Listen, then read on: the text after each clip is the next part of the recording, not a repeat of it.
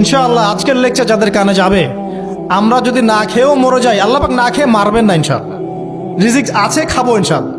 কিন্তু হয়তো বা অভাব হবে, টাকা পয়সা একটু কম হতে পারে, অন্যের 10তলা ফ্ল্যাট হবে, আমার হবে না, ঠিক আছে, অন্যের এত বিঘা বিঘা জমি আমার হয়তো হবে না, কিন্তু ইনশাআল্লাহ তাআলা এই যে দুনিয়ার মুসাফিরের জীবনটা, এটা মুসাফিরের জীবন না? মুসাফিরের জীবনটা কেটেই যাবে ইনশাআল্লাহ। কাটবে না? যে কোনোভাবে কেটে তো যাবেই ইনশাআল্লাহ। এই যে পরকালের জীবনটা একটা চেতনার শক্তি, জানেন? দুনিয়াতে যত বাধা বিপত্তি আসুক, গাল মন্দ খান, গীবত তহমত খান, কষ্ট হোক, নির্যাতন হোক, একটা বিষয় মনের মধ্যে শান্তি দেয়। কি শান্তি? যে এই দুনিয়ার জীবনটা তো আর চিরস্থায়ী নয়, এটা তো আর সারা জীবন থাকবে না। ইনশাআল্লাহ এই অবস্থা আস্তে আস্তে পরিবর্তন হয়ে যাবে। ফাইন্না মাআল উসরি ইউসরা, পরকালে ইনশাআল্লাহ পাবো। দুনিয়াতে না পেলে কি হয়েছে, পরকালে পাবো ইনশাআল্লাহ।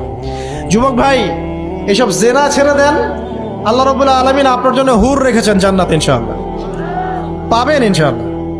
এটা ছেড়ে দেন, সুদ ছেড়ে দেন, আল্লাহ পাক আপনার জন্য হাউজে কাউসার রাখছে ইনশাআল্লাহ, ঠিক আছে? অন্যায় পাপ ছেড়ে দেন, আল্লাহ রাব্বুল আলামিন আপনার জন্য জান্নাত রেডি করে রাখছে ইনশাআল্লাহ। এই দুনিয়ার জীবনটা ধোঁকা, একটা ছোট্ট জীবন, পুরা ধোঁকা, কিচ্ছু নাই এর মধ্যে।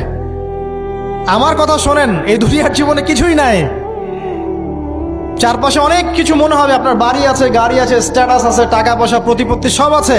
আদতে আপনি একা, আদতে আপনাকে একাই কবরে যাওয়া লাগবে, একাই আল্লাহর সাথে হিসেব নিকাশ দিতে হবে। কেউ নাই সাথে, আমাদের সাথে কেউ নাই। কিন্তু আপনি মনে করছেন যে সেলিব্রিটিজম বড়, আমি পলিটিক্যাল নেতা হয়েছি, আমাকে সবাই চেনে, আমি ইকোনমিক সেক্টরে লিড দেই, রাষ্ট্রকে লিড দেই, আমি ধর্মতাত্ত্বিক ক্ষেত্রে লিড দেই, আমাকে দেখলে মানুষ বাহবা দেয়, ইত্যাদি ইত্যাদি।